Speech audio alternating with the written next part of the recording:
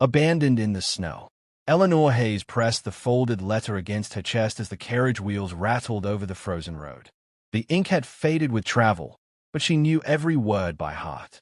Richard Hale's promises of devotion, companionship, and security had been the single spark that kept her heart alive these last months. At 45, she had considered herself beyond the age of romantic possibility. Yet Richard's letters had painted a picture of a future she longed to believe in. You will be cherished, not merely tolerated. Your presence will complete the home I have long dreamed of. The snow fell thicker now, settling on her bonnet. She adjusted her gloves, reminding herself that this was the beginning of a new life. London's crowded boarding house rooms and whispered pity about her spinsterhood would be behind her. In their place, a husband, a hearth, and, perhaps, a measure of belonging. When the carriage stopped, Eleanor stepped down onto unsteady legs, her boots crunching on the ice-hardened ground. Richard waited outside a modest wooden house, his frame broad, his coat lined with fur. He looked older than his portrait, but no less striking. Relief washed through her. She had not been deceived entirely. "Eleanor," he said with a stiff nod. His eyes, however, lacked the warmth his words had once carried. She smiled, extending a gloved hand. "Richard, it is good to finally meet." He did not take her hand. Instead, he gestured brusquely toward the door. Inside, a fire burned low, but the air felt colder than the snow outside. He offered no tea, no inquiry into her long journey. Instead, his gaze lingered on her face, tracing the lines time had etched there. "You're older than I expected," he remarked flatly. The word struck like a blade. Eleanor steadied herself, replying with as much composure as she could muster. "I never misrepresented myself. I told you my age plainly." "Yes," Richard said, pacing before the hearth. "But words on paper soften reality. I had imagined," his mouth twisted into something between a sneer and a smile. "Someone fresher." A chill seeped into Eleanor's bones, more biting than the wind outside. "I came here under the promise of marriage," she said softly, "of a life we might share." Richard laughed, a low, bitter sound. "Marriage? My dear, I have no use for a wife who looks as though time has already claimed her. The truth is," he stepped closer, his eyes sharp, "there is another, younger, more suitable. Did you think you could compete?" The letter in Eleanor's pocket might as well have turned to ash. All those tender words, all those assurances, had been nothing but a cruel diversion. Her throat tightened. "Then why bring me here?" "Because," Richard said with a shrug, "it amused me. You longed for affection. I offered you a dream. But I will not be shackled to a woman whose best years are long behind her." With that, he opened the door, letting a gust of snow sweep into the room. "Go.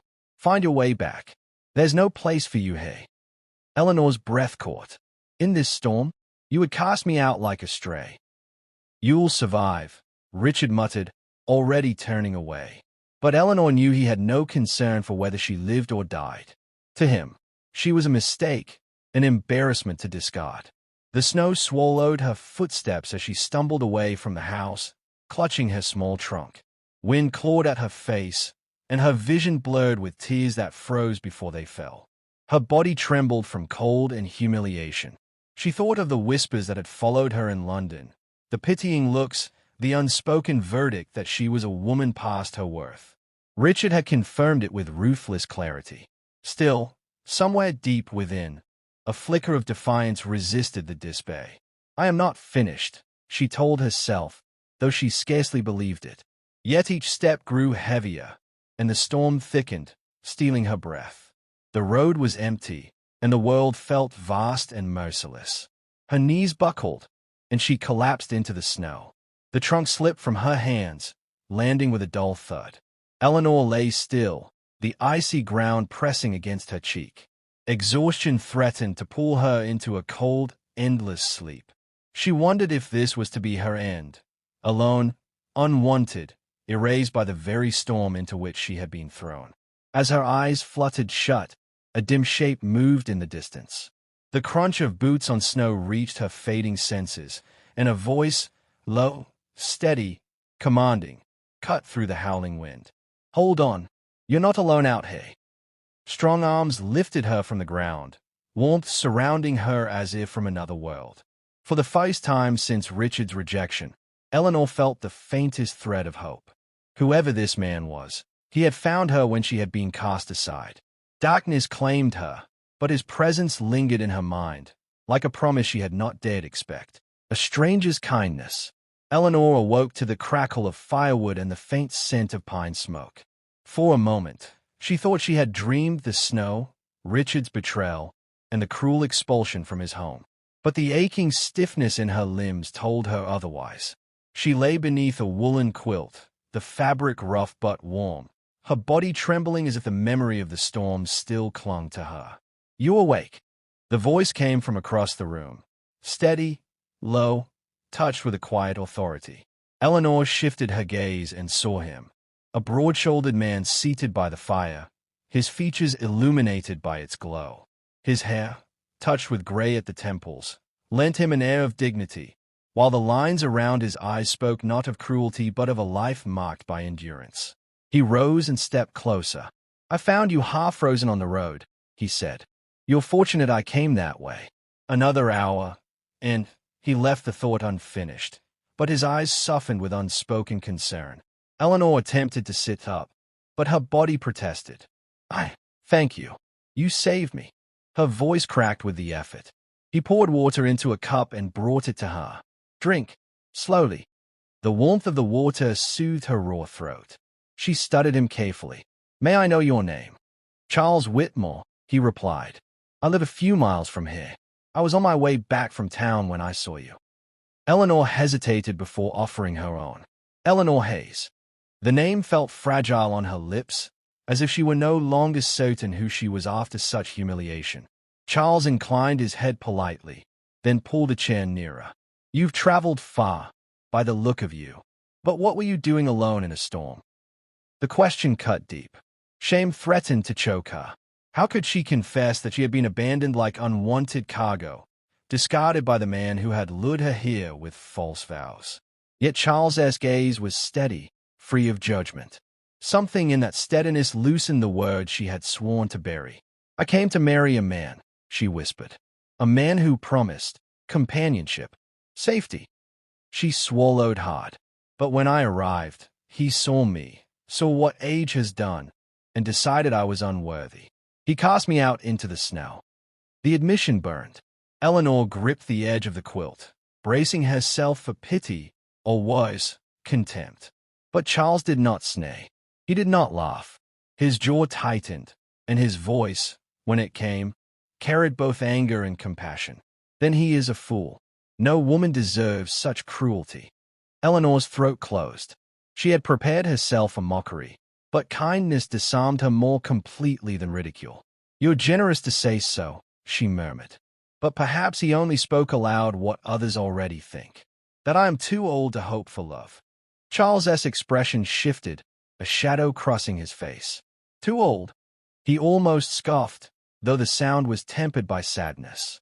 I buried my wife 3 years ago. She was younger than you when illness took her. Do you think I would say she was too old for love? The silence that followed was heavy, yet not unbearable. Eleanor studied him anew, noticing the way grief lingered in his features, the way loneliness wrapped around him as tangibly as the coat he had discarded near the hearth. Before she could respond, a knock rattled the door. Charles opened it to reveal a stout woman with snow dusting her bonnet. I've brought broth, she announced, bustling inside. Her eyes landed on Eleanor with brisk concern. So this is the poor soul you pulled from the storm. Well, she'll need rest. And strength. This is Mary, Charles explained. She runs the inn nearby. I thought it best to bring you here, rather than my home. My daughter, Clara, wouldn't understand. At the mention of a daughter, Eleanor's heart fluttered with fresh unease. She was already an intruder in one man's life. To intrude upon another's family seemed unbearable. I should not impose, she began.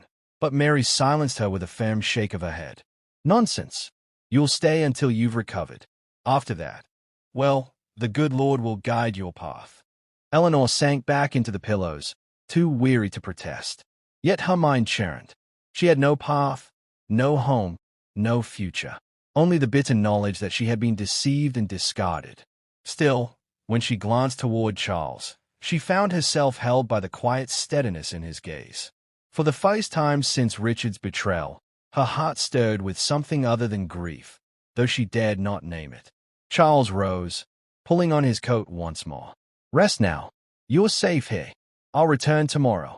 His voice carried a weight she could not fully interpret, an unspoken promise, or perhaps only courtesy. When the door closed behind him, Eleanor let her eyes drift shut, the fire's warmth wrapping her like a fragile cocoon. Somewhere deep within, a thought whispered through her exhaustion. Perhaps not all men were like Richard Hale. Perhaps, in this unfamiliar land, she might yet discover a truth she had long believed lost. Whispers of distrust. The days that followed passed in a blur of recovery.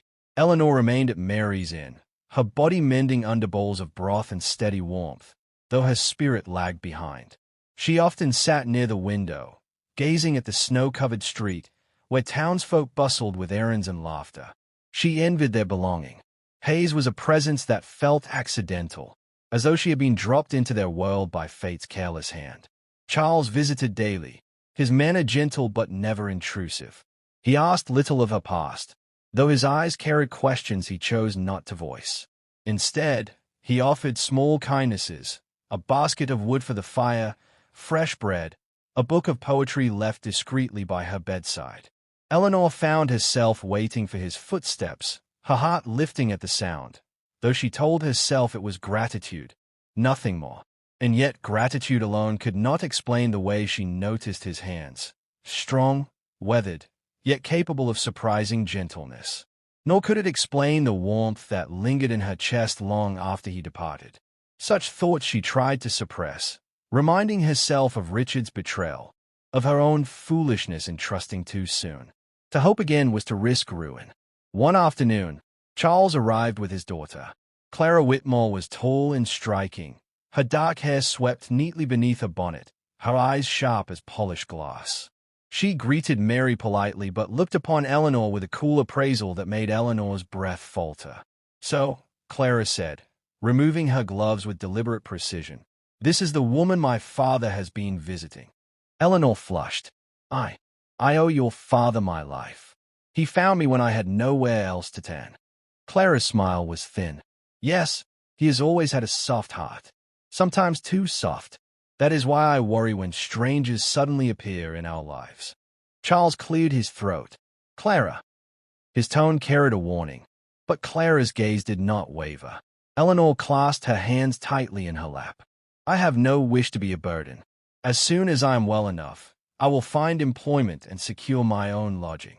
Clara tilted her head, her voice smooth but edged. "Employment? In this town? Opportunities are scarce, even for the young. Forgive me, but I wonder, what exactly do you seek here?" The question struck at Eleanor's rawest wound.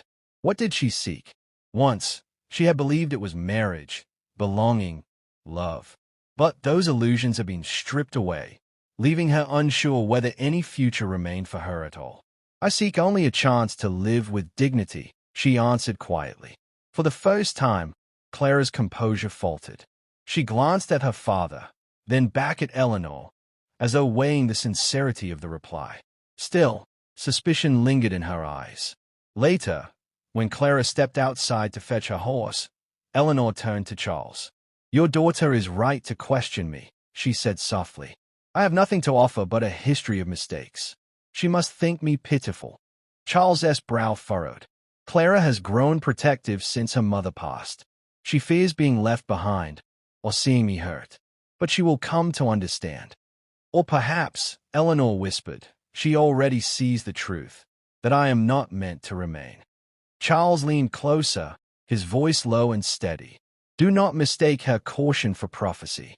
You are stronger than you realize, Eleanor. Anyone can see it." The words settled over her like a bomb, yet they also frightened her. Strength? She felt nothing but fragile, like glass that had already been cracked. And still, when he looked at her with such quiet conviction, she wondered if perhaps some part of her could be mended. That night, alone in her small room, Eleanor lay awake long after the fire had dimmed. She thought of Richard's mocking laughter, of the snow biting into her skin, of the certainty she had felt that her life was over. And she thought of Charles, whose presence stirred a warmth she scarcely dared to name. The contrast tore at her, leaving her restless. She rose and stood by the window.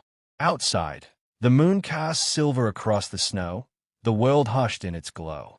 For a fleeting moment, Eleanor allowed herself to imagine what it might be like to belong here, not as an outcast or a discarded bride, but as someone truly seen. The thought both comforted and terrified her. For hope, once awakened, was perilous. Hope demanded trust, and trust had already betrayed her once. When morning came, she resolved to leave the inn as soon as her strength allowed. Better to part while gratitude remained than to risk deeper disappointment. Yet even as she formed the decision, a heaviness pressed against her chest, as though her heart itself resisted the command.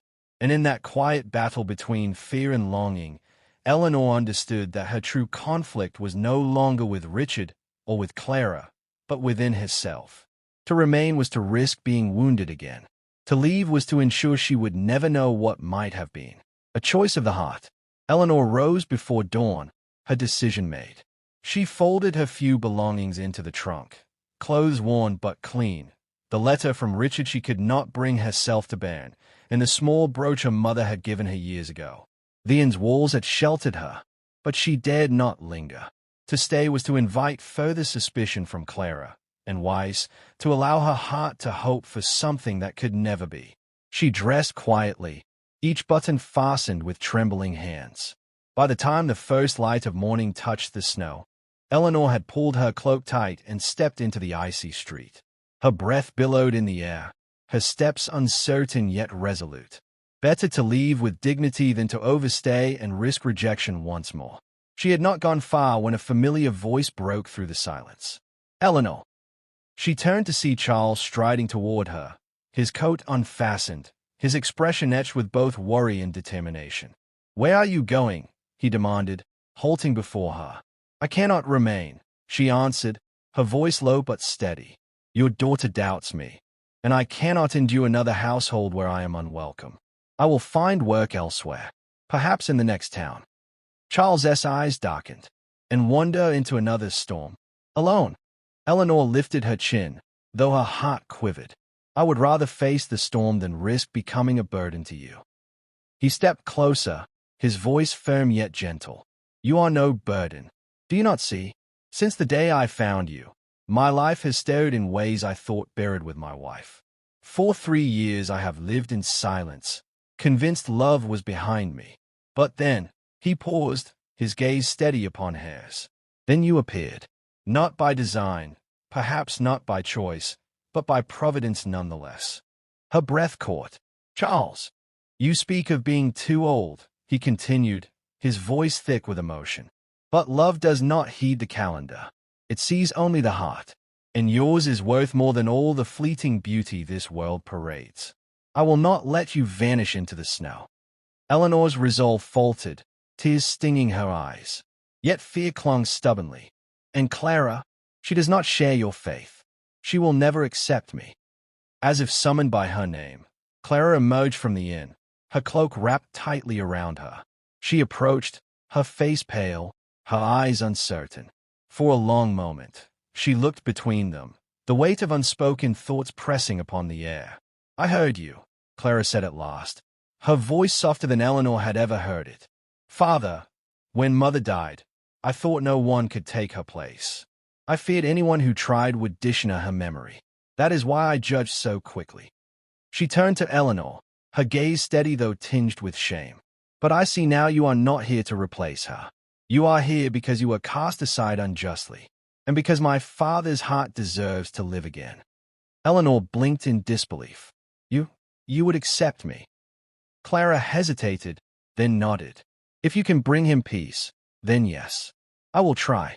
The fragile weight Eleanor had carried for weeks seemed to lift. The snow around them glittered in the pale light, and for the first time, she did not feel like an outsider. She felt seen. Charles extended his hand. "Eleanor, you need not decide today, nor tomorrow. But know this, You are wanted, not for youth, not for convenience, but for the strength and grace that endure in you. Stay. Walk this life with me. Her hand trembled as she placed it in his. I've been told I was too old, too unworthy, too much of a burden. Yet when you look at me, I feel none of those things. If you can bear the risk of loving me, then I will bear the risk of loving again. His grip tightened, steady and sure. Then we will face the storms together. The three of them stood in the snow, the silence no longer heavy with doubt but charged with a fragile, growing hope. Clara's hand slipped into her father's, and Eleanor's in his other, forming a circle that felt like the first sketch of a family. Eleanor lifted her gaze to the sky, where the gray clouds were breaking, revealing streaks of pale blue. She thought of the night Richard had cast her out, of the despair that had nearly claimed her. To think that from such cruelty had sprung this unexpected redemption felt like a miracle she scarcely deserved. And yet, as Charles's hand steadied hers, she believed it. At last, she believed.